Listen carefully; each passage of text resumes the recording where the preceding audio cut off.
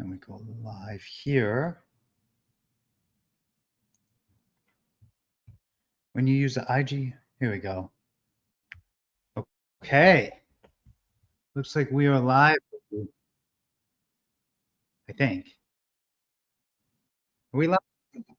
Yeah, we're live. I think. Oh, here we go. All right. I think we're live on Instagram as well.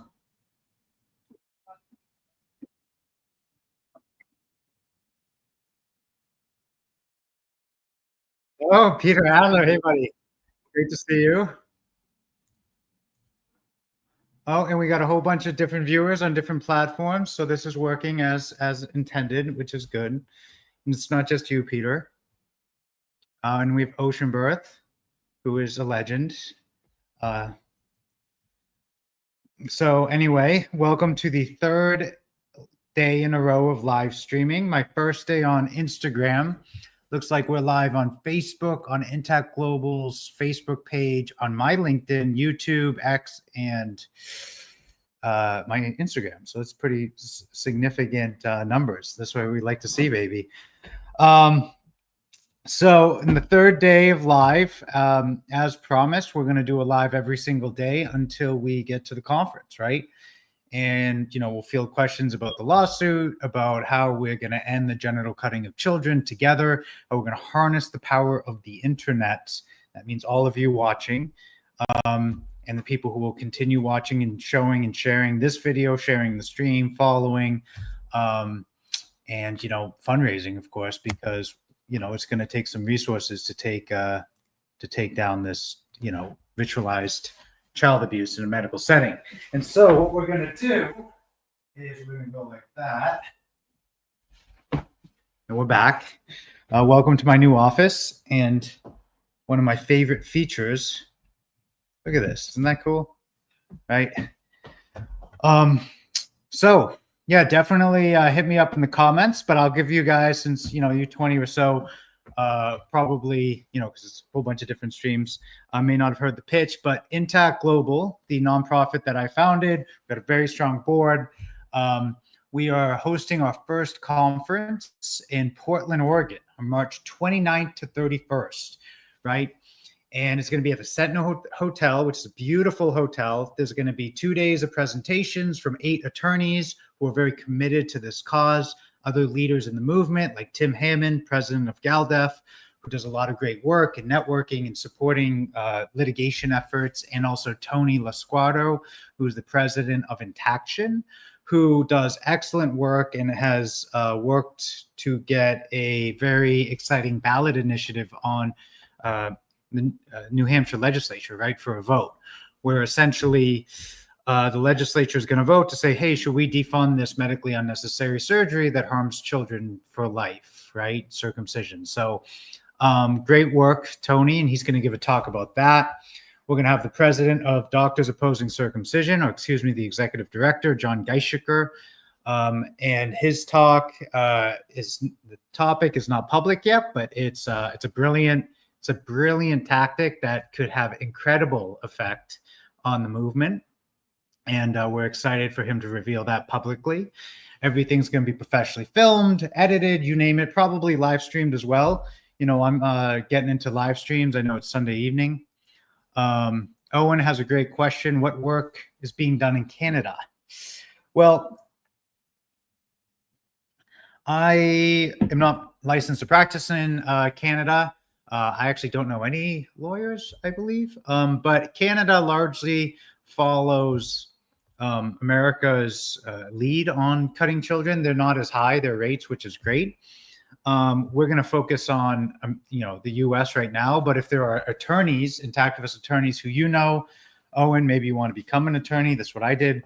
And you want to kind of take the fight there, that'd be great. There's a intactivist I met at the Intact America conference in 2022, Andrew Little, who actually sued his own hospital that cut him without his consent.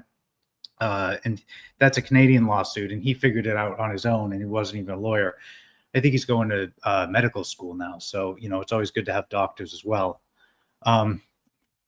And as Owen said, the rate is about 30% in Canada. So It's about 50% in the US, but that is definitely not like in, 50% average, but like in California, it's probably like 30%. In Washington, it's probably 10%. In the, Ohio, it might be like 85%, right? So that 50% is definitely an aggregate sum of many different percentages. But what we've seen consistently without fail is that if you defund circumcision, parents won't mutilate their kids if they have to pay for it, right? It's a little blunt way to put it, but it's true. And obviously the hospital doesn't use that word because they make money off of it. So they couch it in a Latin euphemism, circumcision.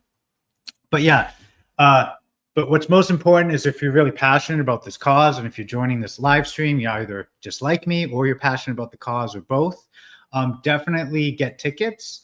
The link is the comment below, and there's actually an easier link as well. It's Intact Global /conference, right? We still have some early bird tickets. You get a swag bag, which is pretty nice. You get this hat, which is pretty solidly made, t-shirt of whatever size, and a canvas bag, which I don't have with me, but it's solid, right? And also it's $100 off, which is significant, right? And we've got a great room block at the Sentinel. It's a beautiful place. Portland's a beautiful city, and it's going to conclude. So we've got 2 days of presentations, right? Saturday, we have me and the board of directors of Intact Global giving presentations essentially on what each board member is doing, right? How we're going to essentially synchronize our clocks and ideally end genital cutting in America in a medical setting, although it's medically unnecessary. I think it could be done in 2 years, right? I'm putting that out there in the universe. And if the internet, if you support this mission, and you should, and it is such an internet friendly mission, right? There's so many people who feel so passionately about this. And Intact Global is organizing to end this immediately. We're working with other leading activist organizations, and we're creating a coalition, right? And my law firm and a law firm in Oregon, we're about to sue the state of Oregon, right? So that's going to be great. That's going to really raise the profile and kind of force the issue, right? Because lawsuits, they also educate the public. They force the issue. They make us have the conversation. Why a generation ago did we outlaw female circumcision, the cutting of baby girls, but we permit it for baby boys, right? And so these lawsuits, like the one in Oregon we're filing March 31st, force the conversation and kind of force the legislatures or the judiciary to either defend or explain why it is unconstitutional to discriminate on the basis of sex. And, it has been for a very long time, and most states in their state constitution have certain provisions that prohibit statutes that discriminate on the basis of sex, right? Oregon being one of them, which is one of the reasons it was one of the top states that we wanted to sue in the beginning. Oregon also outlawed female genital mutilation, I believe, in 1999, which means, we have plaintiffs of all ages, but certainly our lead plaintiff is 17. So he's a minor. The statute of limitations is told, technically a minor, right? Although he has capacity to an extent.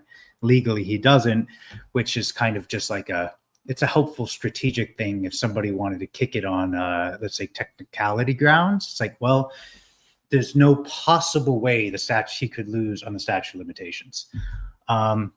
So this is the link, intact.global/conference. Get your tickets today, right? Because, I anticipate they actually may sell out. The capacity is about 100, right? And I'm feeling pretty good about it, right? We get a lot of positive feedback. Like Radagast is saying, I wish I lived closer to Oregon, and I sympathize with that. I'm in Los Angeles right now. You can kind of tell when it's bright out, but you can't right now. We're going to get better curtains, right? If you're following in the daily lives, it's already substantially better than it was, and we're on more platforms. So, I'm a quick learner. But yeah, so, I got to take a flight up there, and then I'm staying in a hotel. And if you have the resources to do that, that's great, right? Because this is the place where the leading activists are going to be, where the most important lawsuit in this movement in the world, right, is going to be filed March 31st at the tail end of the conference, right? You're going to hear from leading lawyers and other activists over that weekend. And we're going to have a nice reception in the Sentinel. It's going to be great. And then we have a founders dinner if you want to spring for that, and you can meet, the other leaders, the board members, and other significant donors, right, who sprung for that option. And then we're going to have a great press conference. It's going to be fabulous. It's going to be in the Courtyard Square, and the attorneys, such as myself, probably some of the plaintiffs, a lot of the leading activists in the movement, we're all going to give a speech as to why this lawsuit is so important and it is so historic, right? And so that's going to be excellent. And then at the end of that, we're going to have a champagne cruise, right? So we're going to cruise the Willamette River, which is the river that goes through Portland, and that's the only thing that we haven't secured 100%, just because we kind of want to suss out, well, what's the demand? Because if people back to work on Monday, we're not going to take a 50-person cruise if we don't have some significant numbers. Although I'm really pushing for it. I would love to. I think a champagne cruise sets the final tone in like a great way, but that's of secondary importance. So anyway, as Ocean Birth said, please like this video. Right, the easiest thing you can do right now, if you're like, I want to protect these kids and I want them to stop. I want us to stop cutting them at birth and severing parts of their bodies, which is just nuts. That this is a niche that I'm 100% committed. Like, we're going to do this. And I think we could do it in the imminent future. But the easiest way to help is like this video and subscribe, because it's going to be a daily live, right? I can't guarantee what time of day it is. And if there is a missed day, I apologize. But I do think that we could get a live every day, even if it's 15 minutes, right? The last 2 days, they were like an hour because people kept commenting, which I love. And Jumby, Jumby, he was the MVP of yesterday's live, and I don't see him here, so there'll probably be a new MVP. Owen is he's looking pretty. He's circling that position right now, but we're only 12 minutes in. I think if the issue is brought to the Canadian Supreme Court by someone, they're much more likely to ban for the whole country. Way less culture around it, and most of the cabinet is probably intact. Well, that's a brilliant idea, and I actually don't know that many Canadian activists, which, maybe because it's not as big a cultural issue and there's a much smaller population, so just statistically you're less likely to run into them, and they're not in the same country at the same time, obviously very similar culturally. So Owen, if you know anyone, Canadian activists, I'm sure, and we could probably look it up right now, and that's exactly what I'm going to do. Let's see. Does Canada have an equal rights amendment? And if they do, then, we probably, you know what? I'll ask Chatbot, because that thing is super powerful and I'm a huge fan. So Chatbot, does Canada have anti-FGM laws? And does Canada have a constitutional requirement that states do not states do not discriminate on the basis of sex? If yes to both questions, why is male circumcision still legal there? And by male circumcision, I should say male circumcision that is medically unnecessary, which again, it's practically always medically unnecessary. If you have a problem with your eyelid, they're not like, oh, well, it's time to cut it off, right? Because, more conservative methods, it's ludicrous.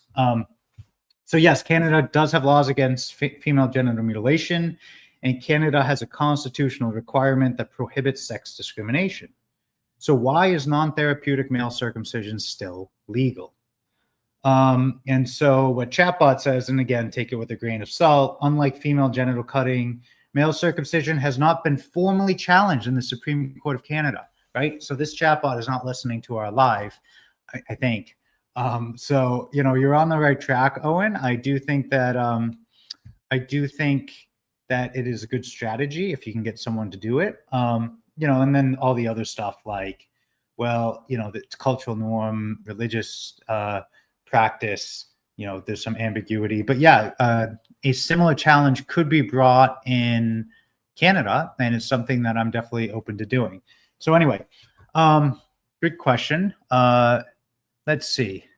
Oh, Blake. Okay, good to see you again, Blake. There was an unfortunate case in Canada where a 23-year-old took his life after getting circumcised.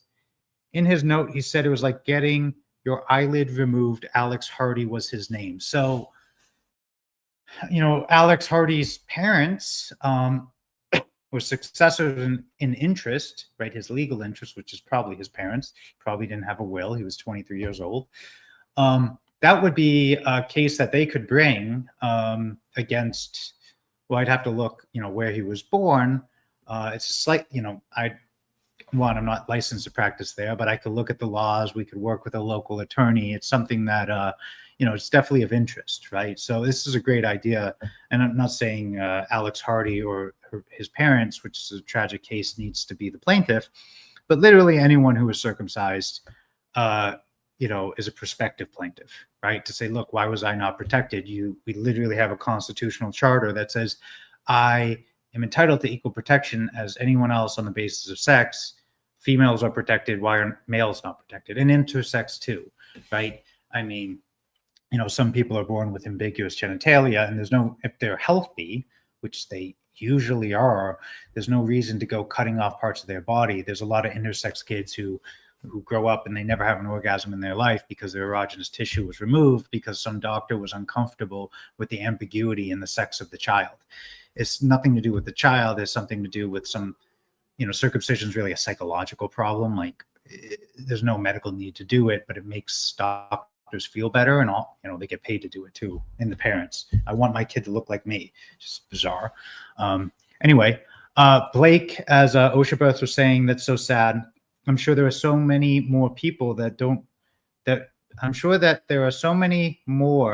people don't realize are related to circumcision. So many more unaliving. See, we're primarily on YouTube, and so I know what words to avoid. But yeah, it is something that is an incredible assault on the person's bodily integrity, on the function. I mean, it's really a psychological wound as well, which is why it's so hard to stop, because it is so horrific, right? So yeah, anyway, Owen, coming back, love it.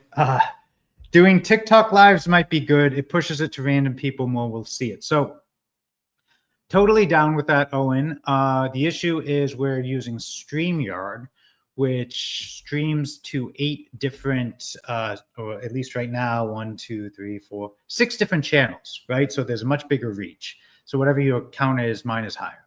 I mean, it's not thousands yet, but we'll get there, right? You just got to be consistent, right? And I'll opine on random legal stuff. I'm not your lawyer and there's no privilege, but, I might be able to help you with something. So anyway, but yeah, so TikTok lives, definitely an option. I'd have to figure out how to stream both of them at the same time, which is definitely something that can be done. So, we'll explore that, because TikTok is a good platform now that it's not canceled. And love the enthusiasm. We should get this channel to 10,000 subscribers by the conference. I think that's totally doable. Every day, share this stream if you're passionate about this cause. We're tip of the spear, baby. This is the tip of the spear, pun intended. And we're going to end the non-religious genital cutting of children in the immediate future, right? It really can be done. I can't think of anything more important than protecting our children from corporal harm and also psychological harm and functional harm. So it is such an easy, nonpartisan issue. Nobody wants to talk about it, but we're talking about it. We're litigating the constitutionality of it in Oregon in the imminent future at the conference. So definitely get your ticket at intact.global/conference and subscribe, right? And as Owen said, your YouTube channel is so small, you basically need the link. TikTok will push the live to random scrollers. Okay, well, that's a good point. So like you need to already be subscribed to see the live. Well, that is unfortunate. I understood that YouTube like really pushed lives and algorithms, right? I could be wrong. But and here we have Thomas. Thank you. Greetings from Ireland. Well, greetings from Los Angeles, right? Love to see intactivists across the pond. And as Radagast said, don't prune the maple. I've never heard that expression before, but it's one of the reasons I like doing lives is because you learn stuff. There's a lot of input here. As Radagast said, I'll definitely wear a tux if formality is a factor in this challenge. Oh, that's funny. I wonder what would happen if I wore a tux at the court. I think the judge would just think I confused it with a suit, right? Because I do look young, although I'm getting older because these bags under my eyes from working too much. Which we're onboarding staff and employees, so that's helping. But anyway, if you want to be a plaintiff, you want to wear a tuxedo, you can do whatever you want, right? Like you get plaintiff privileges. So, and Jake and Tone, great to see you again. Back when I was in school, it was like 50-50, pissed that I was one of the cut ones. Found out as a young boy why I'm not a patriotic Canadian, right? Well, it can be hard to be patriotic. Like, oh yeah, love my country, except the fact that they didn't protect me at birth, even though they have constitutional provisions that would require it by any rational reading of them, right? So, I do feel for you, Jake. Well, as adults now, it's our obligation to do what's best for children in the next generation, and that's hands down, stop cutting up their genitals at birth, right? That's an easy one. You can have different value judgments because, we want to cut out oil forever. Well, oil runs most of our economy. Or, we want to, we want to restrict certain medical treatments because, some kids live to regret it. Fair enough.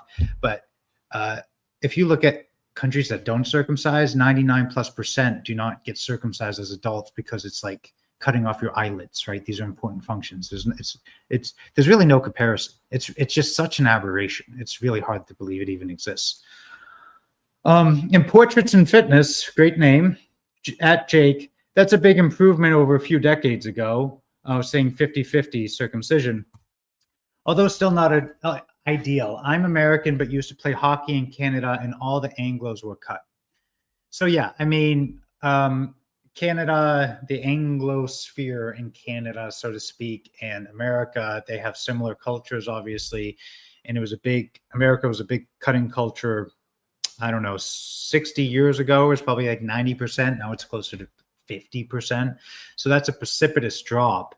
But obviously, we need to flip that radically. And I said I was going to look up an article yesterday, for those of you paying close attention, on social causes that have flipped in very short times after building for a while. And I forgot to do that because I was more or less working all day, mostly on social media stuff for the conference.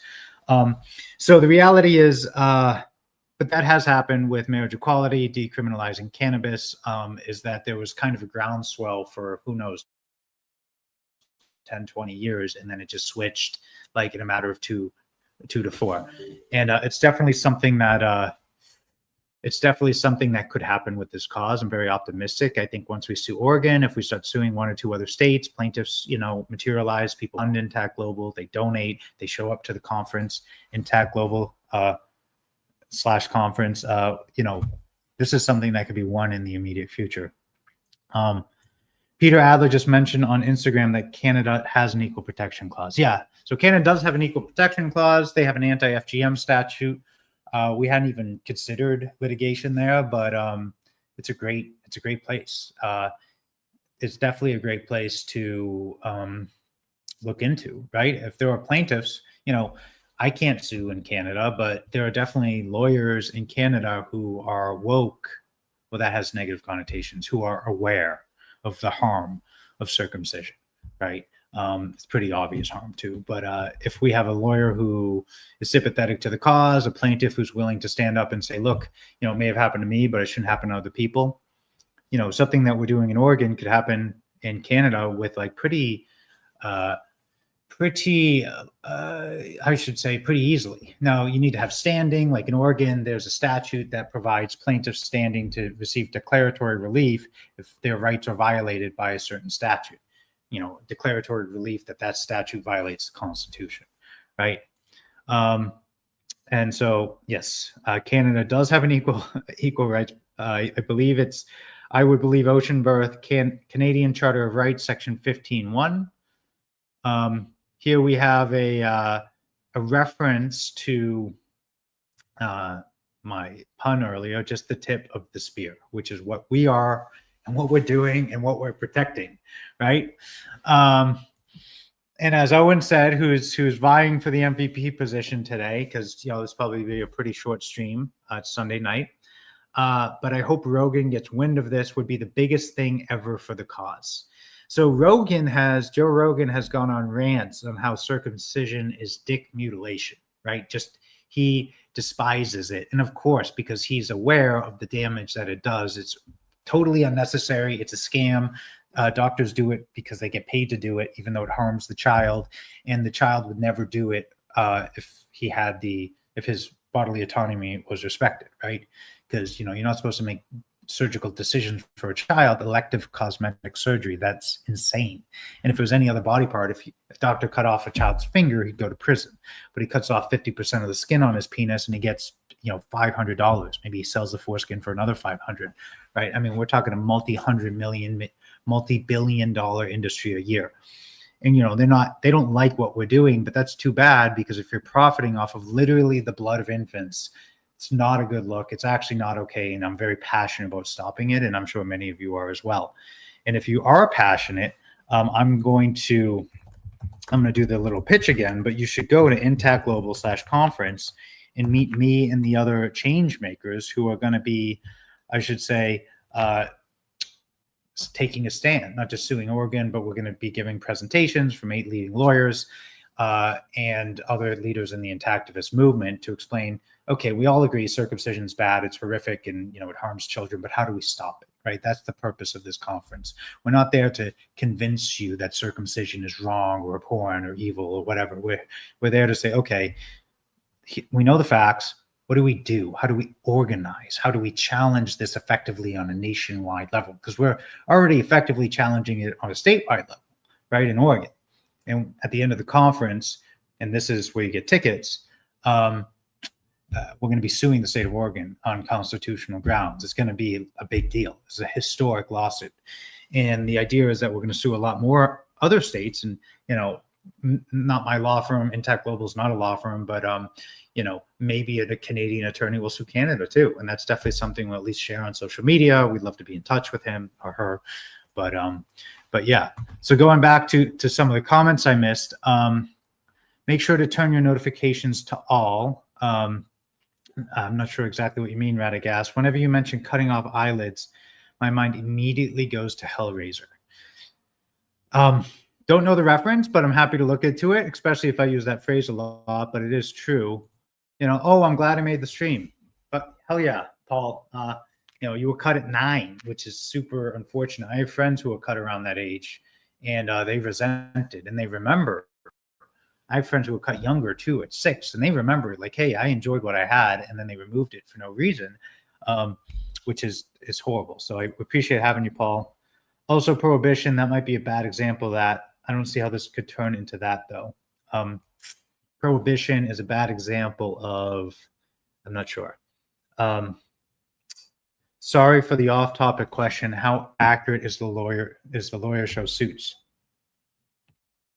Well, there's no E in it, in Suits, but that's funny because a lot of people have been pressing me to watch Suits, and I finally started, and now I'll watch it like for a half hour in the morning while I'm stretching or whatever, and I'm on season 6, and he's in prison, right? But he gets up, but we don't know how he practices the law again. Spoilers, too late. But the biggest thing that is most inaccurate about the show Suits, the number one thing, is how quickly cases go to trial, right? That is the number one, most ridiculous thing about the show. Other than that, the rules of evidence, the kind of the conflicts of interest, the ethical debates. I mean, in my practice, it's not really, we have on the order of 10 plus clients, right? Some cases are bigger than others.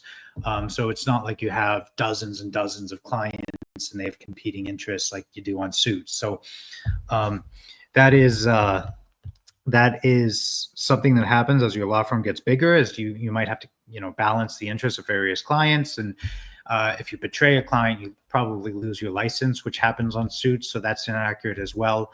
But the most inaccurate is like, oh, you're indicted, you go to trial in 5 days, right? Or like, we're taking this, the civil lawsuit to trial next week or tomorrow. So that's really the big thing. But, it's more or less like the arguments are there. It's clever, it's entertaining, it's really kind of a soap opera. But yeah, it's more or less there. And if you want to bring a specific example, I'm happy to talk about it. So we got 2 people from Ireland. And I'm curious how the legality of male genital mutilation will be challenged in Europe, parallel to the United States. Well, so, if you ask me in 2 months, we might have a different conversation about this for reasons that I'm not going to get into on this live stream. But there's definitely an active movement in Europe to ban the genital cutting of minors, right? That's medically unnecessary, just because, I want my son's genitals to look like mine, which is bizarre, right? But and it's indicative of, I think, of a psychological problem, right? Certainly a cultural one. But what we've seen, certainly in Iceland, in Denmark, is they have, like the Danes, 80% of them want to outlaw circumcision. I'm surprised it's not 95. But what happens is, it goes for a vote, and then America comes in with, certain support and says, if you do this, we're going to sanction you economically, or we're going to punish you, or, there's a lot of American influence for reasons that probably won't get into right now to try to shut those efforts down. And so we just need a Nordic country with some stones to be like, look, we're doing it, and if you don't like it, America, that's too bad, right? But I think that's going to be easier to do for the Nordic countries as certain sentiments grow and as we challenge this in America. So it's not like America's some monolith. Because when we sue Oregon, and then ideally other states, March 31st at the end of the conference I'm promoting, people are going to come out of the woodworks and support it. And, there might be some religious opposition, although we're not even touching on religious genital cutting, right? You want to mutilate your baby because your God tells you, well, that's a different issue. So moving on. But yeah, we'll come back to this, Hydra Moon. I'm going to be doing a stream every day. So we're going to talk about European efforts too at some point. Blake, every lawyer I've ever met was wearing a suit, so pretty accurate. Well, I'm a lawyer, and I am definitely not wearing a suit, and I almost never wear a suit. But I started practicing after COVID, so everything is more or less remote except trials, and which was the best thing that ever happened to the profession, in my opinion, because 15-minute hearing take 4 hours. Now it takes 15 minutes, right? Because you can, sit at your desk and answer emails. You can wear sweatpants if you want. Anyway, but if you work at a big law firm, a lot of it is, if you're going to be billing corporate clients $2,000 an hour, which is some corporate lawyer rates, like, you got to look the part, right? It's really just a show. They don't have any special, they have specialized knowledge, but it's not like they have more specialized than someone who's at a small law firm who might have done the same thing, and a lot of these big law firms, it's really just, we've captured this big corporate client, and so we build them like nobody's business. And the CEOs who are hiring these big corporations, they can't get in trouble. Oh, I hired Quinn Emanuel, or I hired Wilson Sonsini, or I hired Simpson Thatcher. It's like, well, they're huge names. So if something goes south, the CEOs who spent $10 million on their legal fees can say, hey, I hired the biggest name and I spent the most money. So how could I get in trouble? It just went south. So it's really a CYA for executives to spend an enormous amount of money. And if there's billions at play, a few $1 million is a rounding error, right? With these mergers, that's like the type of money we're talking about. So most lawyers don't wear suits when they're working remotely. They might wear a button down or something if they go into the office. I'm pretty, I wear what I need to, right? And sometimes it's like in the Harvard show, it's nothing. Paul, so sorry to hear that happened to you. I am as well, Paul. Happy to share your story. You don't have to, obviously, but we're in a live stream now. So Okay. Getting you on Rogan would be like a nuke if my war metaphor is making sense. Well, look, I have hope. I have hope that once we sue, I mean, if Rogan's like, look, I want to promote this cause. We need to stop dick mutilation ASAP. He wants to promote it. He finds I'm very easy to reach, eric@klopper.com, right? He pings me or his manager pings me and says, look, we want to promote this conference and the lawsuit and the Equal Protection Challenge. And we want to make sure that every child is protected from, genital cutting, from dick mutilation, from unnecessary amputation at birth, right? And it's not like it's minor. We're removing 50% of the skin. Babies die from sepsis and anesthetic problems. There are babies who've screamed so loud they've ruptured their lungs and stomachs. I mean, this shit is sadistic, right? But people don't know. That's why it continues. So yeah, I mean, I do think that it's certainly possible. I would love for that to happen, and maybe it will. Yeah, Intact Global /conference. That's where you get tickets for the upcoming conference. Definitely check it out, right? March 29 to 31. And, that's where at least 8 leading intactivist lawyers, Peter Adler, my co-counsel, who was on the live stream earlier, will be giving a talk. And as will 6 other leading intactivist lawyers, the president of GALDEF, president of Intaction, Tim Hammond and Tony Lasquardo, respectively. There'll be other talks as well.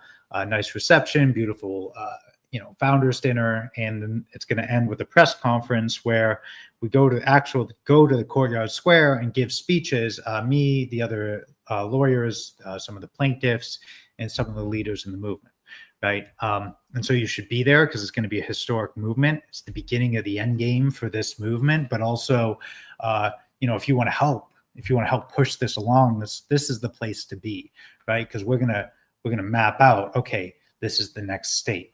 This is the next effort. This is how we kind of organize our resources, because the opposition is pretty good at that. Although, spread thin, we need to coalesce. We need to put aside our differences and do what's best for the movement, do what's best for the next generation of kids. And the best way to do that, like I went to the Intact America conference. This is a little gossip, right? It's what you guys came here for. In August of 2022, and I went to give a talk about, I submitted an abstract. What was it? Freedom of speech in the academy, something about getting fired from Harvard for protesting circumcision, which is what happened. And then I was uninvited because it might have upset other people. Look, we're not doing that. We're all in this together. And so, if you're a doctor or a lawyer, you give a presentation on how you're going to move this along, definitely ping me at eric@klopper.com. Feel free to comment. So Ocean Birth is saying she agrees with Radagast. Feel free to spam his comment section. So that's Rogan. I think she means repeatedly post, right? And recommend to have me on. Don't watch Hellraiser. Very classic and disturbing. Okay, fair enough. I mean, I'm not a big horror movie, right? That's why I oppose circumcision, because, cutting up babies, not my thing, or other people. Maddie, good to see you again. I remember you from yesterday. Thanks for being here. Oh, and we have a celebrity, Brother K. Great to see you. Peter Adler's "Is Circumcision Legal?" will be the framework for a ruling by the Supreme Court someday that the 14th Amendment protects baby boys under the same law that protects baby girls. And that's what we're hoping, Brother K. I do think that's very possible. What we're doing in Oregon is essentially the same exact thing, but on a state level, right? And I think that we're going to have more luck with progressive states than going straight to the federal government. The federal government is a much larger, more armored, let's say, body, right? Entity. States are much more accessible. They're much more likely to jump in front of, or to lead social progressive causes and human rights. I mean, that's what we saw with marriage equality. Is Massachusetts, Vermont, probably California, you named it. They really kind of led the charge, and then it became a federal issue because now we have these conflicting state laws, and the federal government finally flipped, right? But they weren't. When the federal government ruled on gay marriage, I believe in the 70s, and it came up to the Supreme Court, Supreme Court is federal, and then each state has their own Supreme Court. The federal U.S. Supreme Court in Washington, D.C. said this is not even an issue for us to rule on. There's no question of law. In other words, it is so obvious that gay marriage is either unconstitutional or unlawful, or, that people do not have the right to, the constitutional right to get married to the person they love, that we don't even need to rule on this. That was the opinion 50 years ago, which, long time, but not that long. Right. And then in 40 years, it switched. Now things are changing quicker now. But as you said, and Peter Adler will be at the conference. But as you said, this essentially what we're doing, but on a state by state level. And then we'll get to the Supreme Court at some point. I think the Supreme Court is very deferential to religious rights. And I mean, rights, as in I want to mutilate my infant because my God tells me to. I think it's not a good look, but that is where a lot of people are at. And I grew up in a Jewish household, so I kind of agree with that. Oh, I appreciate that. Yeah, Maddie, yours truly. Well, it's great to see you again. And as Osha Birth was saying, Brother K, happy to have you. Thank you for sharing my lives. I love that, Brother K. I'm doing a live every day to promote the conference. We want to get as many people there as we can. And you're going to be on the East Coast, which was just, I didn't actually know that. So there's going to be 2 major interactivist events on the East Coast. There's going to be the protest in front of the Capitol building in Washington, D.C. So if that's more accessible to you, then go there. And then on the West Coast, there's going to be Intact Global's first conference, March 29 to 31. And then we're going to end it by suing the state of Oregon on March 31. I appreciate you sharing my streams, Brother K. I'm getting into social media now. It took me a while because,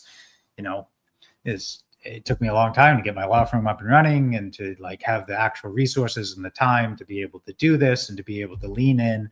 But yeah, we're there now, and it's great. So I appreciate the sharing. And also other people share my stream as well. If this is a cause you're passionate about, because, who knows, maybe they're like, you know what, I'm going to that conference, and who knows, maybe they meet somebody where they become an integral part of the movement, or they know someone who can, I would say, get major interactivists on Joe Rogan or whatever. You never know. Paul says, I am an artist. I make art that speaks about this topic. Thank you for making your play. Well, thank you. I considered that art as well. Harvard did not. They said it is not art and it is not protected by the First Amendment. That was their position in court. And the judge, who's a Harvard Law alumnus, and I was told golfing buddies with Harvard's counsel, didn't follow the federal rules of civil procedure to dismiss it faster than is constitutionally permissible. And then the appellate court just said, well, we're not going to answer the question on appeal whether that was appropriate, right? Which was pretty shocking. And then I appealed to the Supreme Court of the United States. I was the #1 petition in 2023, out of 10,000 or so. It was a very clear case of just judicial favoritism. And, there was no resolution. They just denied the writ. So, but yeah, so there's a lot of power and influence, old power and influence pushing for baby mutilation. But the young bucks, and also the old bucks, but there's definitely an old guard who's at the front, and Brother K is one of them. But I just mean culturally, I think the older generation is pretty set in their way, but they're aging out. And it's about time. The millennials and younger, we're not cool with this, and it's actually going to stop in the immediate future. Matty Campbell says, so glad to see these live streams. Oh, wow. There's a lot of comments. Okay. And there's actually, we broke, we were maybe, what were we? 30 the first day, 40. Now we're pushing 70. So there we go, baby. These streams are coming up. I like it. This is great. Oh man, I've got so many comments, so I'm going to do my best. Medical Stockholm syndrome is the circumcision problem, and that's true. It's well, it happened to me and I can't get out of it, so it's for my best. And it's no, it's not, dude. It's obviously not. You have a scar on your most intimate part of your body. It was not for the best that they tied you down and cut off an important part of your body. That's nuts. It is totally nuts. Anyway, Paul, great to see you connecting with Ocean Birth and Brother K, who are both awesome. And yeah, definitely definitely send me I'd love to see your work too. Eric@klopper.com. Definitely shoot me an email. Also, I'm overwhelmed with work, so give me some time to respond. Brother K in the house, which we love to see. And we need Jeff Winger. I actually don't know who that is, but I'm gonna look on my other monitor. Got like a whole command station here that you can't really see, but Jeff Winger, who is Jeff Winger? Is he someone who is going to be? What I found was, everyone's like, well, get Elon Musk on board. He did change his name to Harry Balls and said circumcision's 50% off, and that's like, is he anti-circumcision? I don't know. Jeff Winger is a fictional character, it says, so that's going to be difficult to get him on board. Flex some muscles. I'm actually much more. I'm not as physically strong as I used to, but we're going to get back into it. I assure you. I litigate extremely competitively, and it can take a toll on my health, but I've had great success for my clients, like great success. So, you do what you got to do. And now I'm building my law firm. We've got a great team. So, things are coming along. I'm going to reach out to Tim Pool. I know Tim Pool. He might be down. Stitch and Adam. Not sure who that is. And some others to see if they'd be interested. Yeah, definitely. Look, I've heard from some, I've heard from and interacted with some major YouTubers, and I'm looking to get much more into that space because, we need major platforms. It's probably not going to be MSNBC or New York Times or whatever, but people with, 100,000, million, millions of viewers who want to push this along. Look, get me on. We'll talk about what we're going to sue every state in the nation on this constitutional legal theory, right? If we have, and people say Elon Musk, but any billionaire will do. Any billionaire, right? Any billionaire who wants to throw support, he can do 100, or he or she can do 100% audit on the expenses. That's totally cool. But for, let's say, $1 million, we could sue probably 10 states, right, at once. 10 million, we could sue 50 or 41 states on this similar legal theory. Like, it wouldn't take that much money to make this a national conversation like overnight, right? It really can be done, and I could do it. I'm 100% positive. And maybe this Oregon lawsuit will do it. Maybe we have to sue 2-3 more states. But once we sue Oregon, we're going to push everything online. We're going to really grow the platform and the attention of Intact Global, the nonprofit, and then we're going to get more plaintiffs, and we're going to scale this. That's the plan. It's a good plan, and I think it's going to work. But yeah, definitely reach out. And Paul, just getting your greetings out there. Here's a clickable link, I'm told. So definitely click this link, attend the conference, right? That's the long link. The short one's intact.global/conference. And as Blake said, in the state of Kerala, India, there was a petition sent to the High Court to ban non-medical circumcision. The High Court dismissed it. This happened in 2023, but awareness is spreading. Well, there's a friend of mine from Uganda who's a human rights attorney who will also be speaking, and he's fighting non-medical male circumcision in Uganda as well. And he's got a pretty good coalition of human rights attorneys in Africa. So, this is going to become if it not already is, an international movement, but we need to be better organized. We need to have coalitions, an international, not, within the United States and outside the United States. And so Intact Global, that's our name, right? And, the vision, but we're starting in the US for reasons we can get in another time. So we have, you guys are making friends. That's good to see. Oh, wow, there's a lot of comments. So give me a second. I didn't know about Kerala. I was born in India, but I grew up in Minnesota. Well, if it was dismissed, it probably didn't get a whole lot of attention because, people don't know this, but Supreme Courts, they are essentially the appellate court for the appellate court. So you've got trial courts that kind of decide issues of fact, appellate courts that decide issues of law, like did the law that was applied at the lowest court, was that the correct law? And then Supreme Courts that look at appellate court law and says, okay, maybe 2 appellate courts, which are panels of 3 or more judges typically, maybe they have different laws. And so the Supreme Court has to come in and say, this is the law, right? They are supreme.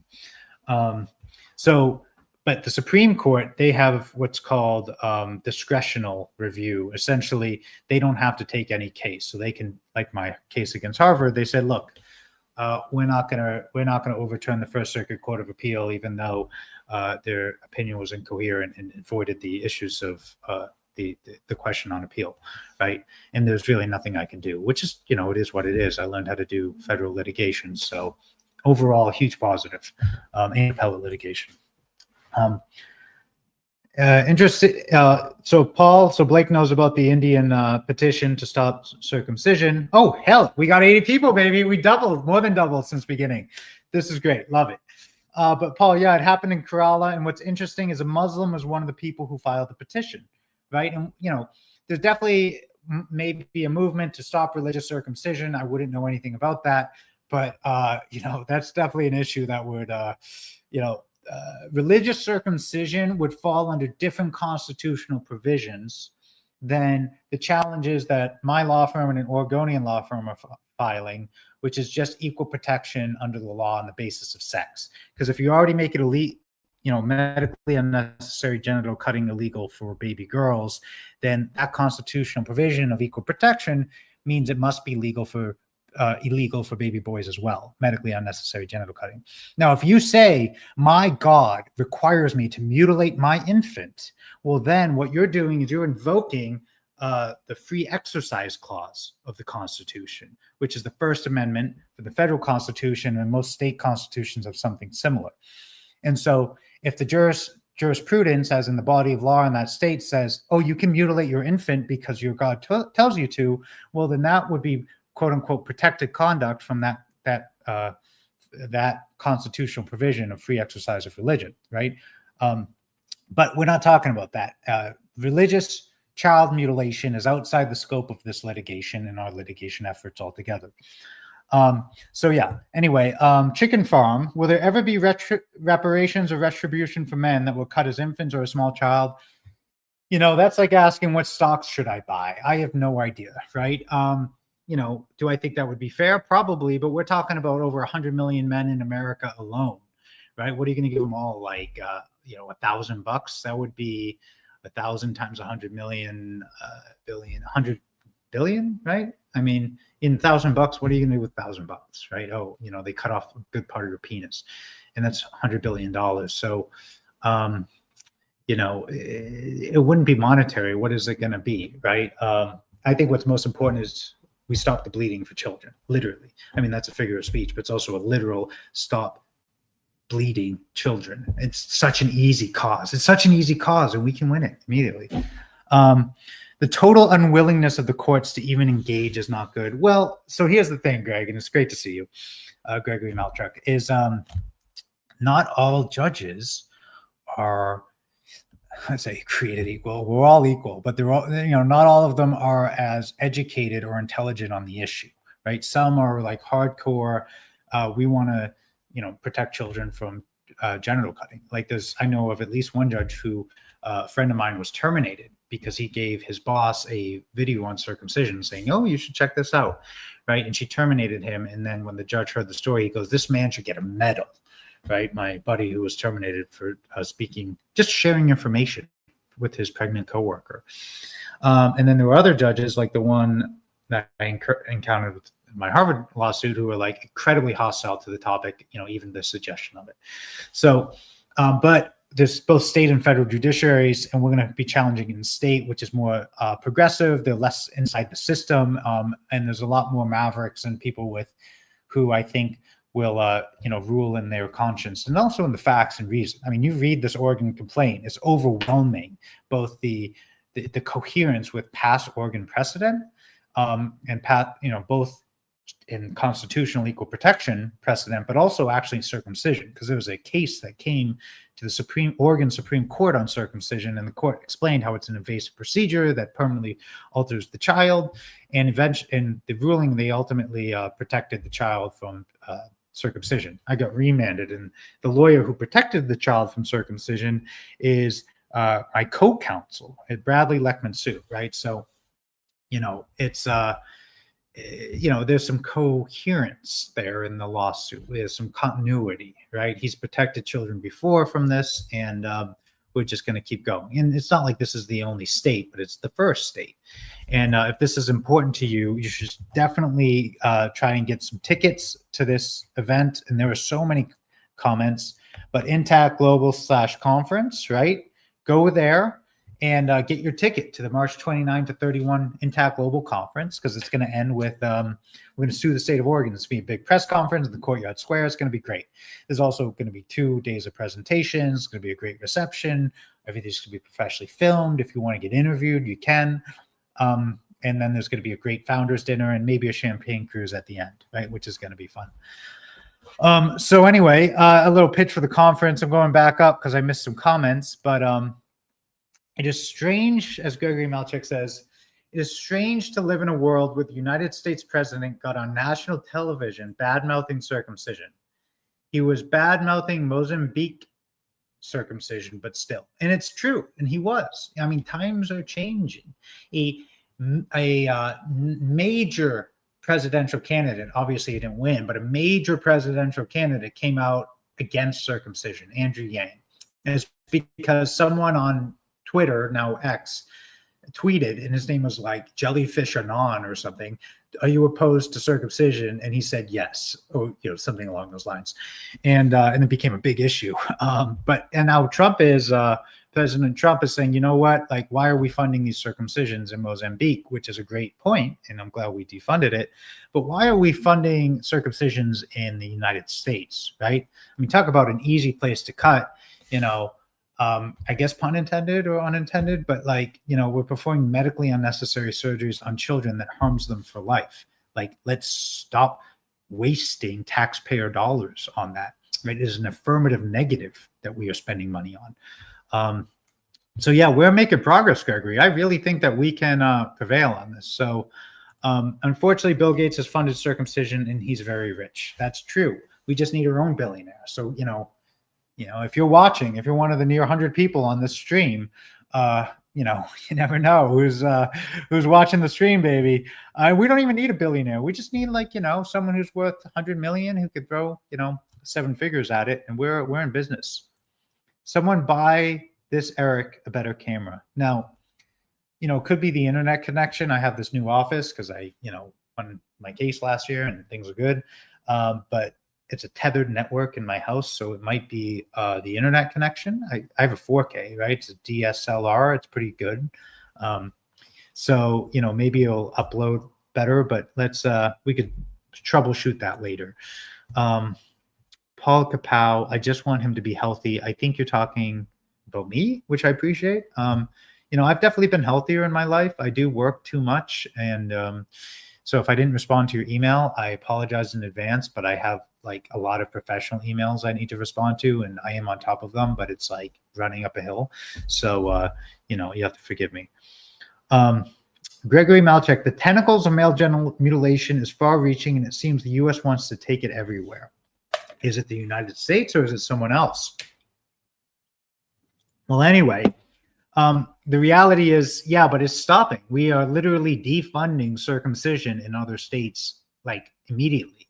So perhaps there was a big push to push circumcision, but the Dems lost, and they lost big. It was like a devastating loss. Hillary Clinton was all, oh, we need to mutilate Africa. She didn't use that word. She used the word circumcised, but, same thing. And she never, well, I guess she did go in the White House, but she never was president, right? So a topic. But I don't think that this administration is that friendly to the issue. And, I'm a single issue voter right now. And so, and we are where we are. It doesn't really matter what my feelings are. And, I think that those tentacles are starting to get cut off. And now, if we can continue the metaphor, Intact Global's a sword, we're going to start cutting off these tentacles as well. Right. And constitutional litigation is a good start. Vadagas, I think about President Trump. He's a bit of a wild card. Charlie Kelly reference. That's a Always Sunny in Philadelphia wild card. Great show. I've been watching Mythic Quest lately, which is an offshoot. A lot of the same people. I think Charlie Day was a producer too. But But yeah, so he is a wild card, and that could play in our favor, the intactivist movement for sure. Circumcised means traumatized. Well, it is definitely a type of trauma, and Paul agrees. How's everyone doing tonight? Oregon Trail, yes, that might be a good. I filmed some promotional videos that we're going to upload soon for editing for the conference, but I maybe we'll do some spin on the Oregon Trail. Again, I've got a lot of work to do this week, so it's really kind of like, we do what we can. The trail to Oregon, we're going west, people. The West is the best for fighting circumcision because the rates are already so low. Like the people have moved away from it. Why, there's an awareness that it's genital mutilation on children. And that awareness is growing across the US, but it's definitely growing, I should say, in Oregon, in Washington, I heard the rates were as low as 10% recently. California, maybe 30%, right? We don't really mutilate kids out here in the West. We're just chiller, man. I mean, it's the Midwest really is the highest. What's Oregon Trail? Oh, that's a game. You're probably too young for that. And that's not an insult. That's just a, observation. But it's like this, it was like a 16-bit game. It was actually quite fun when you were a kid, and, all the computer games were pretty simple in comparison. This type of equal protection clause lawsuit should have been filed and refiled for the past 27 or so years. Why was intactivism so reluctant or unable to file these lawsuits historically? Well, here's the deal. As you will believe, Gregory, and many of you on the stream, I have been very committed to this movement for a very long time. That Harvard performance was like 2018. I was probably hardcore in this movement for the previous 7 years, right? And that, like, working nonstop, full time, pretty much to get there. And then I've continued that intensity. So I would say it takes a lot of effort and a lot of competence and a lot of resources to file one of these lawsuits, let alone 2, 3, 4, 5, 10, 40. All I've been doing is acquiring the skills and the network and the infrastructure to do this plan. It is the plan that I've been working on for a very long time, and we are about to launch it, and we're going to do it at the conference, Intact Global's conference.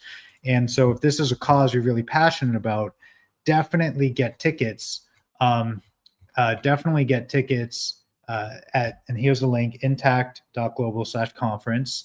It's going to be 2 days of presentation, ends with a press conference in the Courtyard Square, where we're going to actually file the lawsuit and then have a bunch of speeches from plaintiffs, lawyers, doctors, you name it. Hopefully some local politicians. But yeah, so it's a great point. It should have been filed every day. Well, not every day, but, every month for the last 27 years, but there hasn't been a driving force behind it. Well, you're looking at them, right? We're going to do it, baby. And Intact Global is going to fund it. So if you support this, definitely donate to intactglobal.org. And if you can, definitely attend the conference. And Intact Global is going to fund law firms at charity rates to do this. Now, the first 2 law firms is law firm in Oregon, who was involved in the circumcision case at the Supreme Court I talked about earlier, and mine. We're going to sue Oregon together. But if we can raise the resources, we can hire additional law firms to sue other states. I don't want to have to do every state, and I don't have the capacity, right? But there are 41 states we could sue, because 9 states, they haven't outlawed female circumcision. So you can't really challenge them for being under-inclusive if, it's kind of free range, cut whatever baby you want, which, not a good look. Manifest Destiny West. Radagast has played this, right? He's played Oregon Trail. You can get dysentery, you get various viruses, you can lose your wagon if you're going across the river, traveling west. There's a lot of different things. So Gregory Malchuk, whatever the cost of in situ foreskin regeneration, reparations must be part of the movement. It's the only material interest that the apathetic circumcised men have in intactivism. Well, I think protecting children from harm is a pretty compelling motivation that would resonate with a lot of people. It's just understanding that circumcision is harm, and a lot of adult men, don't have the emotional maturity to kind of confront that. But the problem is, if you don't confront it, then you continue to harm children. So it's kind of like, oh, well, we have to confront it as a society. I know it's uncomfortable for you. That's really where we're at. Maybe there'll be regenerative therapies that help move this along, and that would be great. Oh, I got you, Radagast, about the dysentery. Yeah, it's an old video game joke. So, do you think Melania circumcised Baron Trump? That is an interesting and important question, Maddie. This is what, we're getting some X text as well. Sadly, it will never end in Africa. Well, you know what?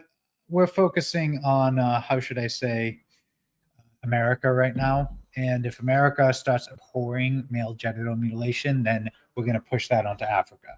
Just because we abhor female genital mutilation, it was largely outlawed all over Africa. Obviously, it happens still more there than anywhere else, but the numbers have decreased dramatically.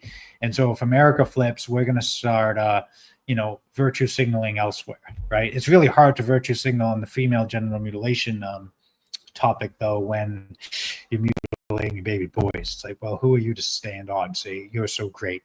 But I have no idea if Baron Trump is circumcised, none whatsoever. I think he's an adult now, so it's not as forbidden to talk about. But I don't know. Need live stream producer soon. We're growing and winning. So Paul, email me at eric@klopper.com. I'm open to, what is a live stream producer? Right? I mean, I've got support like Ocean Birth. She's the best. And I have a paralegal who helped me clean up my office today, which is coming along. It's actually super dope. I know that these curtains are horrific, but, we'll work on it. There's a lot to do, and it's not like high up on my list. But yeah, so again, check out the conference. If you're passionate about this, intact.global/conference, that's the place to be. And it looks like the Oregon Trail is coming again. Oregon, I feel there is a line there, right? I feel like there's some resonance in Oregon for reasons that, I just feel it, right? There's some resonance for me. I think it's gonna be a great place to start. I support you from New Zealand, Eric. Thank you, Mark. I appreciate you from Los Angeles, right? And as Ocean Birth says, everyone hates Bill Gates, so that could work in our favor. Yeah, he's not super popular, and he's kind of, you Google him, and he never graduated college, which is fine. I mean, he's very successful in Microsoft, but there's he spends probably tens, hundreds of millions of dollars on propping up his public image. But if you look at him, he's kind of like a pear, right? And he really gets well, I'm the Uber doctor. It's like, well, dude, you're a great programmer. I don't know. Gregory Malchek, I agree that part of the retribution should be the ability to have the foreskin restart at no cost. Well, we need to get there first. President of the Gregory Malchek fan club, start your YouTube channel again. So Gregory Malchek, you have a fan here with Next Level Interactivism, who I'm hoping emails me because I asked him to. I know that he pointed me in a direction somewhere, but I'm just too busy, so you got to email me. Here's the link. And at Chicken Farm, that would be rather shameful since she is from a non-genital cutting culture. I think we talk about Baron Trump again. Yeah, but she's in America, and who knows what level of involvement she has. We've got some nice collaborations here. And you got another subscriber, Next Level Interactivism, Ocean Birth. And if you're watching this stream, be sure to subscribe to my channel, whatever platform you may be watching on. I want us to hit 100, so share the stream. I mean, 100 after 3 days, 3 consecutive days. It's not like I'm some big social media presence, right? I could be, and internet, I'm counting on you because the plans that we have could change literally the history of our species. We could literally move out of the child sacrifice timeline in the immediate future. Right? Because when you are severing the genitals of your child because your God tells you to, we're not challenging religious circumcision. I'm just speaking, from the hip. But if you're doing that, then you are literally sacrificing your child to the gods, right? You are bleeding and amputating him. I do believe that is something that is anachronistic and has no place in the 21st century. And in a different timeline, we would have moved past it probably 2,000 years ago, right? But at the end of the day, we are where we are. And I think that I know that this is a cause that is ripe for the internet, for all of you. So, share the stream. We're at 98, baby. Come on. Come on. So we're getting there. All right, Next Level Interactivism is in the house. That is a channel which you should check out. Almost done with Modic NLI. I'm not sure what that is, NLI, but you can explain. And as Peter Adler said, we are making progress ending Medicaid coverage in New Hampshire. So, I watched Peter Adler's testimony, which was great. Take it very seriously, and I think persuaded the committee as well as other great testimony. I know Tony Lasquardo I watched. I submitted written testimony, which they referenced. I was pleased, as did a lot of other people. And it passed committee, and now they're voting in the New Hampshire legislature. Do they want to defund circumcision from state Medicaid? And when you defund it, well, then that's a statement on the state's values, what is important medically, what's not. And essentially, it's going to decimate rates because people aren't going to cut their children if they have to pay for it, right? If it's an add-on. And that makes sense. Now, it should never be paid for, but kind of like what Peter's talking about in New Hampshire, we have to do this on a state-by-state level. The federal government is too expensive. It is too difficult to change the federal policy on major issues. You got to start state by state. And so Peter Adler, and this was an effort largely led in part by some brave state legislatures. I think Julia Soti introduced it, and Taction was really a driving force as well with Tony Lasquardo. So you got to do it state by state, and New Hampshire's making great headway, and hopefully Oregon will be next to follow. So don't go on the website just yet once Modic is up. Okay, well, Next Level Intactivism, I'm going to be doing a live stream every day till the conference, intact.global/conference, which is where you should get your ticket down here, March 29 to 31. So, Next Level Intactivism, when Mautic is up, MAUTIC, I have no idea what that is, post it in the chat, and I'll blast it to, the 100 or so people. We get 2 more people, we're up to 100, baby, and that is where we need to go. That is a precipitous rate of increase, right? So share this stream, subscribe to my channel, do what you got to do. I will do whatever you need me to do, viewers, for us to get here. And as Ocean Birth said, Peter Adler, thank you for showing up. We're at 99. We got a lot of support for Peter Adler, and he's of counsel to the Klopper Law Firm, and he is carries so much weight on his back. He is an absolute champion, both for intactivism and just in general. So thank you, Peter, for joining. And we'll get back to you soon. Blake, next, nice. Not sure what that means. There are 2 different kinds of cultures in the world. I totally agree, Maddie, by the way, those who mutilate their children and those who don't, right? And you're in totally different realms of awareness. And the lecture that I gave at Cornell that was a precursor to the Harvard performance, that was called Identifying Truths and Trends in Genital Cutting Cultures. I think it was called Sex and Circumcision. Was the title, Identifying Truths and Trends in Genital Cutting Cultures. And that's very believable if you watch the play, because it was essentially identifying all the truths and trends of America, which is a genital cutting culture, and how we got to it. And we're at 100 live viewers, baby. We made it. Took us 3 days to get 100 people watching the live stream. So if you made it, that is great. Now we're in the triple digits. We have consistent triple digits. We win this movement, right? Because, it's not like it's an asymmetric warfare or asymmetric meme fair. These are battles of ideas, not actually violence. So the opposition is violently mutilating children, right? That's just a fact. It's not my opinion. But it's asymmetric because for every $1 million the opposition spends, we probably need to spend $1,000 because the reality, well, maybe it's like 10,000. So maybe it's like a percent, but because they're mutilating infants for profit and we're trying to protect children from harm. So it's not like we're on morally equivalent positions, right? When it's much easier our message than it is the opposition's message. It's just, right now you don't make money cutting babies, and there's a lot of cultural and religious and other inertia behind the opposition that is pushing the genital mutilation of children. And there's no face, there's no tip of the spear, so to speak. The American Academy of Pediatrics, who used to promote it only to the extent that medical insurers would pay for it. They didn't say that it was, you should do it. They just said you should pay for it. So they were defending financial and maybe other, let's say non-secular interests. And they actually, they retracted that position, and they don't promote that anymore because people are suing them over for it. And it's literally indefensible, right? To say you should perform medically unnecessary genital amputations on children, and you should pay me for it. That was the position of the American Academy of Pediatrics, and they retracted it. Anyway, totally agree, Maddie. And Next Level into Activism, thank you. We want to start an Oregon media outreach campaign. That's epic, and I will. I'm going to put a reminder on my phone. Remind me tomorrow at 5 p.m. to reach out to NLI.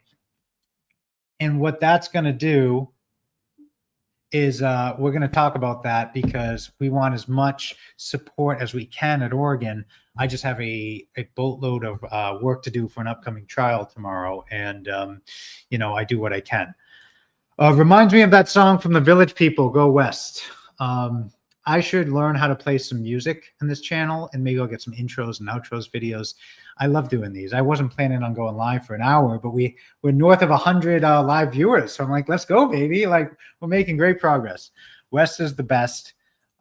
We need to make the connection of male genital mutilation and the epidemic of ED in younger men. I totally agree.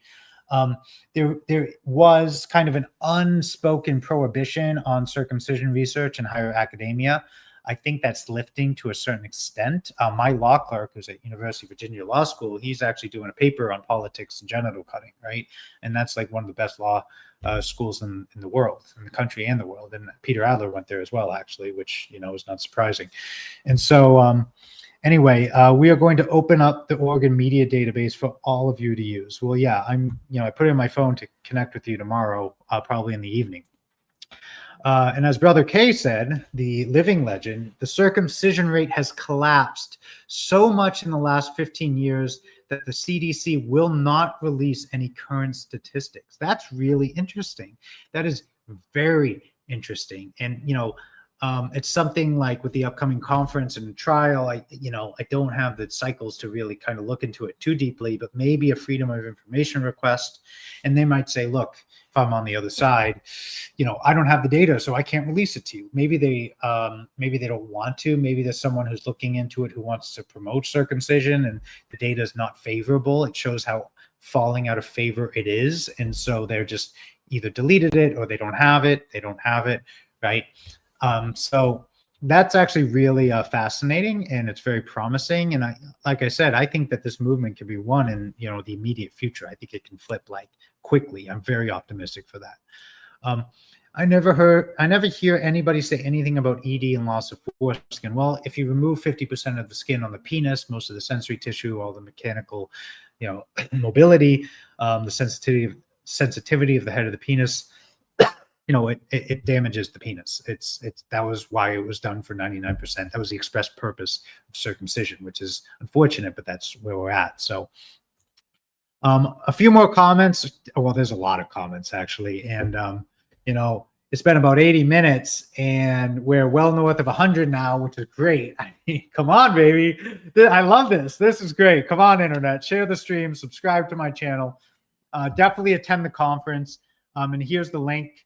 Intact.global/conference, March 29 to 31 in Portland, Oregon. We got a room block for discounted rates. It's a beautiful hotel with a lot of deep history in Portland, the Sentinel. It's going to be compelling presentations from at least 8 attorneys on the forefront of this cause, other leaders in the movement from GALDEF and Intaction. And we're going to have a beautiful reception. We're going to have a nice founders dinner for those who want to sign on.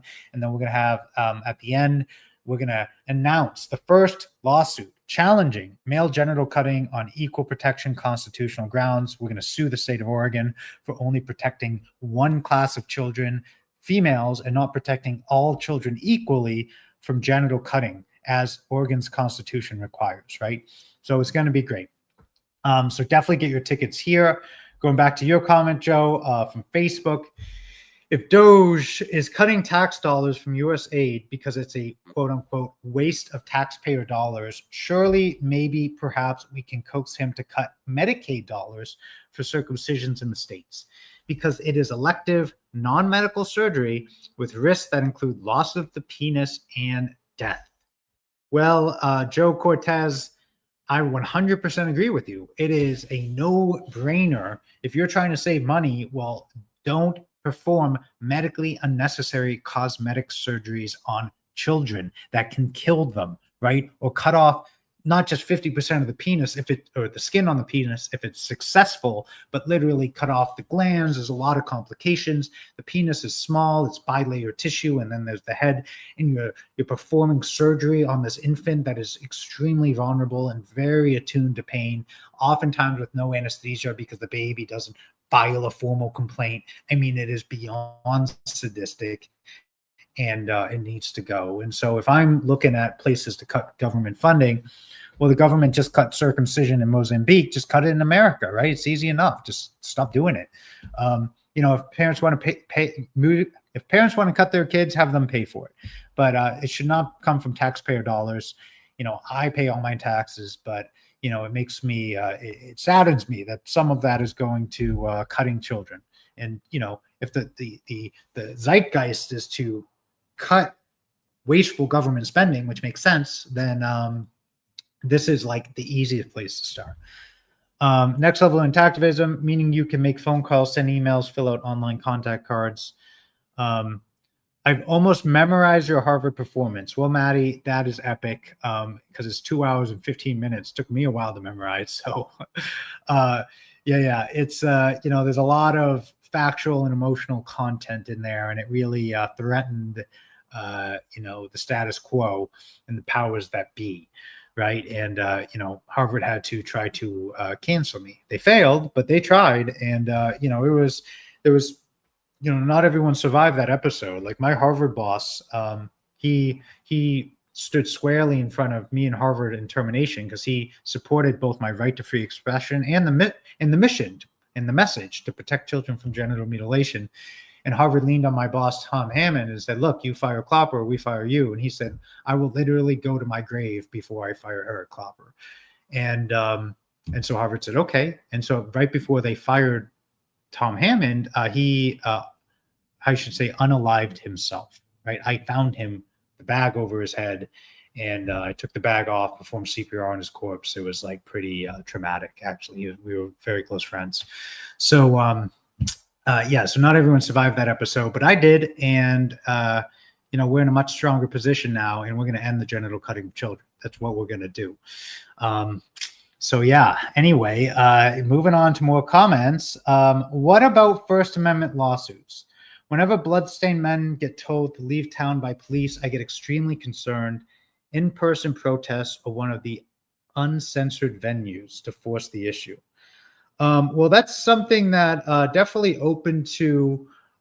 Brother K is on the front lines of that. You definitely have the right to protest on public property, and you certainly have the right to protest circumcision on public property. Okay, here's the thing. I run a law firm, used to be one person. Now it's like, I don't know, 5 people-ish, depending on how you count it. There's some independent contractors too. I have so many resources, right? I can only file so many lawsuits. I can only, in some lawsuits, take on more capacity than others. And so we have to ask ourselves as a movement who has limited resources, like any movement, what is going to be most effective? What is most likely to move the movement forward? The Overton window, the mission. And the reality is, the equal protection lawsuit, after a lot of consideration and research and networking with other attorneys, that seems to be the number one. That has some resonance. Every child should be equally protected, right? It's something that everyone can get behind. So that's where we're focusing our resources now. In terms of suing a local municipality for censoring circumcision protests, that's definitely, it could be helpful, but I don't know if it's going to have the same emotional content and pull. And if you have limited resources, you got to pick your battles. So I support that lawsuit. I don't know if I have limited resources. I don't know if that's like something that I'm going into, but it depends on the facts of the case. So as Oceanburst said, at Chicken Farm, the Viagra sales show the connection. The highest in USA and Israel, that ED medication. It's also the two highest countries that mutilate the sex organs of their males. So, that kind of makes sense. And when you put it that way, that bluntly, oh, and we're north of 110 viewers now, by the way. So I'm like, we stay on this, we'll get 2,000. If I don't pass out, maybe we'll get more. Ocean Birth, Chicken Farm did not know that. And as Peter Adler said, few lawyers in the movement, only one litigator, David Llewellyn, lack of resources, boldness. And I think that was a comment as to why has there not been so many. Well, there are few lawyers, but they're growing in number. And David Llewellyn is another litigator. He did a lot of PI work, lack of resources. So that's the thing. If we start getting like significant funding from, not anyone in particular, but internet as a whole, right? Everyone giving a little, like a monthly donation of $20, Intact Global, 100, 500 if you can, $5 if as just like a token of support. We're raising 50 grand a month. We could be suing 5 states. That's enough to like get this on the federal government's radar. Like, we need to have some coherent policy on this. And with this administration, it could be we defund it, right? Not the last one, but this one. And I'm a single issue voter right now. That will change with time. But, so it doesn't take that much, right? And these live streams are growing like precipitously, actually. I'm like pretty stoked about it. So thank you all.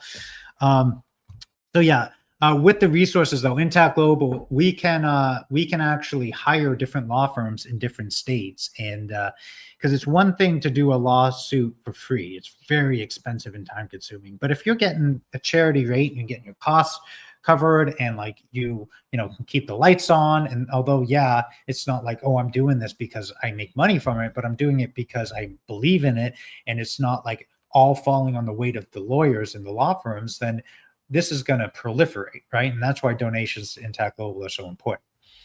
So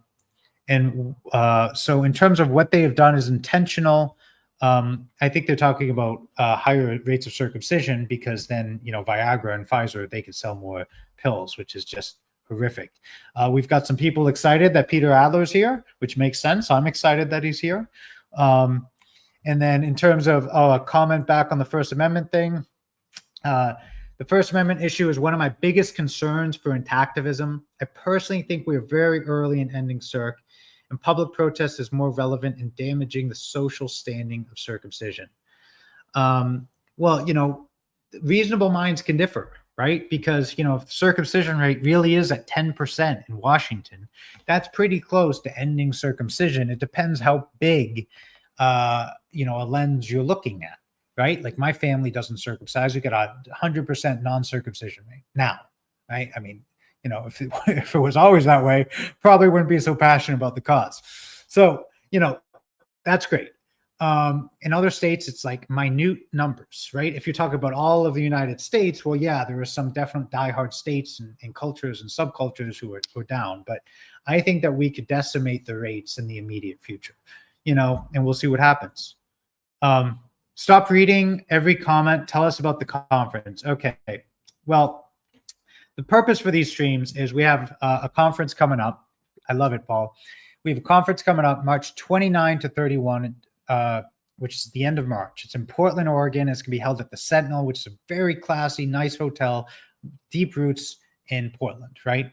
And what's going to happen is we're going to have 2 days of presentations where the board of Intact Global, all the board members, 8 lawyers, we're going to be talking about different aspects, synchronizing our clocks to say this is the strategy for essentially proliferating equal protection constitutional litigation across the United States, right? Because if we're suing various states on the theory that you cannot discriminate on the basis of sex, right? You can't just protect one class of child from genital cutting. You have to protect all of them, right? So we have 8 lawyers talking about various aspects of this constitutional litigation. And then we have various other leaders in the activist movement. And there's going to be networking. There's going to be great lunches. There's going to be a great reception. It's going to be the place to be if you're really passionate about this movement, right? And so what I'm going to do is I'm actually going to share my screen to go kind of through the conference, agenda, right? Because I think what's most important is those of you who are very passionate about the cause. You know, I'm getting on a plane and going to Portland and staying in the room block that we have, which everyone's staying in, has discounted rates in the Sentinel, and we're going to actually talk about how are we going to end this. So here we have Intact Global. This is the conference page. You can get there by going to intact.global/conference, and it's going to conclude with us suing the state of Oregon, right? It's going to be a historic lawsuit. And so if you don't, it's $200 now, which again, we're selling these at cost. This is not like a money-making thing. It's, but we're staying at a nice hotel. It's going to be great food, great catering, great presentations. Everything's going to be really keyed in. We're going to have professional videographers. And we're probably likely going to live stream everything as well. But if you want to be there and actually strategize and be on the front lines, you got to get your ticket, right? And you also get like a free hat and a shirt and a bag. You get all the swag. So yeah. And so this is the agenda right now. We might add a few last speakers, but I'm going to give a little speech about the future of intactivism. I do believe we're approaching the end game here. We're going to have some talks from Intact Global's board members, Joe McCormick, who's the treasurer, Shay Johnson, who's the community manager, and Will Wong, who's the technology director, about building the Intact network. How are we going to leverage technology to really kind of kick this over the edge? Presently, we've got Carter Steinhoff lined up, and we got Tim Hammond, who's the president of GALDEF, right? He's going to talk about what GALDEF does, how he supports various different types of litigation, because Intact Global right now, we're focusing on the equal protection constitutional challenge, right? But there's different theories that you can try to stop circumcision on. Peter Adler wrote a whole book on it, and I'll bring it to the stream either tomorrow or future one. I keep saying I'm going to do it tomorrow, but then, but I will bring it up here. But you could also sue doctors for committing what's called constructive fraud. So you allege that there's fraud, that they committed fraud, that they're enriching themselves by harming patients, performing medically unnecessary surgeries. And the way to rebut that allegation is to prove, no, it's medically necessary. So it wasn't fraudulent to, let's say, bill Medicaid for it. But the problem is circumcision is not medically necessary, and it never was, right? For 99.999% of infants, there is absolutely nothing wrong with their genitals, except maybe they don't conform to a cut adult's understanding of what a penis should be. But that's a problem with the adult. There's no problem to do with the infant. Tim, so for example, that's just one type of litigation beyond equal protection, but that's Tim Hammond's going to talk about what GALDEF does. John Geishiker, the executive doc, is going to have a talk that, I'm not really going to get into that right now because he asked me not to, but it's going to be a good talk. I'm telling you right now. And my friend, the Ugandan attorney, Michael Abanika, he's going to give a talk too about advocating for this cause in Africa and across the globe.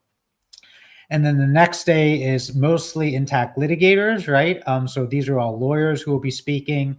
And then Tony Lasquadro from Intaction, right? And so we have Peter Adler, who's on the stream, Zena Sparrow, who's brought a similar challenge like 30 years ago, a little too early, I think. Some people say it's too early now. Well, it was definitely too early 30 years ago. I don't think it's too early now. And then, I met Deborah for lunch in the Hollywood Cafe near where I live. And she grew up in a conservative Jewish household. And she's going to talk about what really changed her mind and got her on the forefront of this issue. We'll have some panels. And also we're going to have a nice reception Saturday night. We're going to have a nice founders dinner if those of you who want to kind of spring for that. And this is just the list of speakers that we have thus far. We may have a few more lined up. And then, we might do a champagne brunch. That's going to be after the press conference in the Courtyard Square announcing the lawsuit that is going to be filed Monday morning, March 31st. So that's the lineup. Paul, you asked, hit on the conference. I'm happy to do that. I just don't want to do it every 10 minutes because it's like, okay, well, I have comments. And now the people are like, well, answer my comments. So I'm going to stop sharing, but intact.global/conference. And, definitely check out the page and, get your early bird tickets here. Because definitely the best deal, and you get a swag bag, and you'll be part of this historic moment for the intactivist movement. And you'll get to, strategize, meet me, the other leading intactivists, strategize, figure out, okay, how do we actually do this, right? We don't need to convince anybody anymore. As Brother Kay said earlier, the rates have dropped precipitously. So, what do we do? What do we do to actually end it? Not just, not just mitigate the harm, but end the harm. Some more comments, and then we're gonna call it a day because we're already over 90 minutes. So anyway, I hear fundamental Christians have started to circumcise children at home. I saw a story in Missouri where like these couple, their mugshot, they circumcise their kids at home, and you look at them and you think, yeah, they look like someone who would circumcise their children at home. That's not a compliment. Here's the clickable link for getting the conference. So definitely, buy conference tickets. And I'll reach out to everyone who bought a conference ticket too. It might take me a week or two just because I'm preparing for a big trial. Peter's helping me actually. And so we got to do what we got to do. And some final comments, Gregory Malchuk. There's real demand for you to start making videos again. We need all the intactivists we can get. Some last comments. Ocean Birth, you were doing an awesome job. She does do an awesome job all the time. So definitely subscribe to Ocean Birth. Here's her channel and her handle. And subscribe to my channel as well. Right? I was just looking for a handle, but subscribe to your channel. Make sure you have notifications on because I'm going to be doing these streams every day. We pushed 120 today, so we've doubled in a day, right? Maybe tomorrow we get 240. I mean, I think that's a little optimistic, but you never know. Again, this is a movement whose time has come, and the internet is the perfect medium to disseminate it. And it's not like I'm just some random dude talking online. We're going to be suing the state of Oregon on constitutional grounds in the immediate future, right? And assuming that goes well, we could sue 40 states in the nation, right? Like this is not some theoretical, we're gonna get a whole bunch of subscribers and we're gonna talk about it. It's like, no, we're gonna challenge this in the courts of law, and we're gonna get some resolution on whether or not it is okay to mutilate only one class of children. You either protect all children or you protect none of them, right? That is what most state constitutions require. It's not a stretch. It is a clear, compelling, concise constitutional argument. And if I'm a jurist, I'm going to rule for it. And if I don't want to rule for it, I'm not going to look very intelligent, both in the immediate, with the current opinion, and also it's not going to age well, right? The entire world is already moved away from it, right? And heavily criticizes America for mutilating many of its male babies. And unfortunately, it used to be 90%, now it's 50%. And obviously, like we said before, some rates it's 10%, others it's 90%, depending where you're at. But it's a practice that should have died a long time ago, but it's going to die, in the near future. And that's great because we want to protect our kids. Look at here. And, Jumby is back. Hey, Eric, do you know a TikTok channel we can share, or YouTube shorts that are quick, well-produced videos that discuss this topic in a way that can quickly spread the message? Well, that's a great question. I'm posting Instagram videos every day on this in the immediate future. Like I posted one yesterday. I'll be posting tomorrow. I should probably post them on TikTok too. I'm not saying that my videos, the Harvard video is pretty epic, but my daily videos are not like as well-produced or, prepared. I don't have a real suggestion on that, although I'm going to try to start doing more of that as well. I've hired a social media agency who's sympathetic to the cause. So again, we're going to do what we can. And we're getting some more incoming mail, but we're going to wrap this up. Again, MLI, I'll reach out to you tomorrow. Looks like a great resource. Reach out to Ocean Birth, Jumby. Oh, okay. And it seems like Greg has done some videos. He just needs to reach out. Give me your tender back. Dr. Klopper, I think you hit the nail on your head in your play. You mentioned circumcision is a form of hazing. Well, yeah. It's like, look, you want to be part of this group? Well, prove it. Mutilate your son in front of all of us, right? I want to see the blood. That's what it is. That's what it is. But, we're not challenging religious circumcision at present. Again, great job. Thank you, Peter. Thank you to all the supporters. We're going to wrap this up. There's a boatload more comments. Mautic, open source email sending platform. We're going to make this growth exponential. Can you tell us about guests at the conference? If guests tell me that they want their information publicized, I will. But yeah, definitely share my channel, subscribe, allow notifications. The goal is to hit 10,000 subscribers by the time we get to the conference. Definitely possible. Looks like Jumby's back in the game, which is great to see. I'm just going to run through these comments real quick. There's rumors that circumcision is sufficiently controversial within the AAP. They can't get enough doctors willing to renew a task force. That's epic. That's epic. And they brought me up personally. They're like, uh-oh, which is great because I humiliated them they humiliated themselves. They just needed someone to explain how they were deceiving the public and harming children, right? And definitely open to suing them on issuing fraudulent guidelines, although at the same time, like I said before, you have so many resources. So we'll see. But, you're on notice, AAP, right? How can we meme circumcision away? Somehow making a meme out of this to shame people whose circumcision would be ideal. Social engineering. That's 100% a brilliant idea.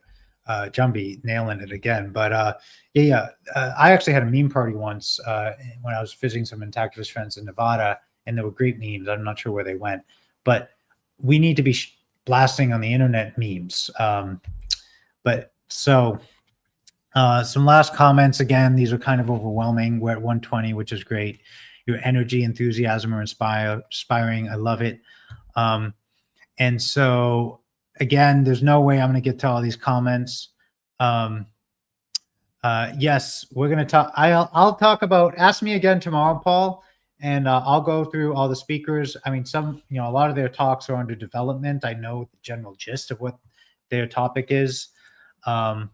Is there any way to promote intactivism in religion? Well, there's definitely other groups that I'm not in, that's not my focus, right? Maybe in the next stream, I want to tell people about the event so I can describe it accurately. Yeah, not a problem, Paul. The plan is to do a stream tomorrow. I think that's reasonable. It's probably not going to be 100 minutes long, but we got exponential growth here. So it's like, don't knock over the apple cart if it's working. I'm going to cancel some of my streaming stuff and put the money your way. Love that. Love that. Thank you, Radagast. Definitely, we could use the support. We need your help in internet. We need your help, right? This is a movement. This is your time to shine, right? It's kind of like when I watched, I think it was Dumb Money, when Reddit brought Wall Street to its knees, right? It's analogous. It's not, the same, obviously. Nice meeting everyone here, Paul. Good to see so many people active in the movement. And you're welcome. I did talk about the conference for a while. I think I'm looking at old comments and there's too many for me to be on top of it. So again, oh, wow. How do we read about the lawsuit? We could talk about it tomorrow, right? I kind of explained the high level theory, but the actual filing itself is epic, right? I saw the most recent draft like 2 days ago. It's actually epic, right? It is compelling. It has such great Oregon constitutional law and jurisprudence in it. I was like blown away at the next draft that my law clerk was working on. So you can read the lawsuit once it's filed, March 31st. Brother K, we follow the great tradition of social reform movements in the U.S. Whether it takes 2 years, 20 years, 200 years, retreat is not an option. That's epic. Epic comment, Brother K. We fight until we win. And that 100%, I'm going to run through some final comments, I think, just because they keep coming in. But yeah, we are going to, when we're never going to stop. But again, I think it could take 2 years, as Brother K said. 200 years, we won't be around. But, I think 2 is doable. Some people say it's a form of torture, which definitely is true if you watch one. So yeah, there's a lot more comments. Again, I've been doing this for 145 minutes, an hour and 45 minutes. Thank you all for being here. Definitely subscribe to the channel. I mean, the number keeps going up, but again, what actions can we do immediately this week? Well, you can share with your friends the Intact Global Conference link, right? And definitely get a ticket. Tell your friends to get tickets, and I hope to meet you there. Would it be useful to live stream on Rumble, Kick, etc. as well? Well, I just upgraded my StreamYard account, so I'm doing more channels now. But yes, every day it's going to be either the same or a little better.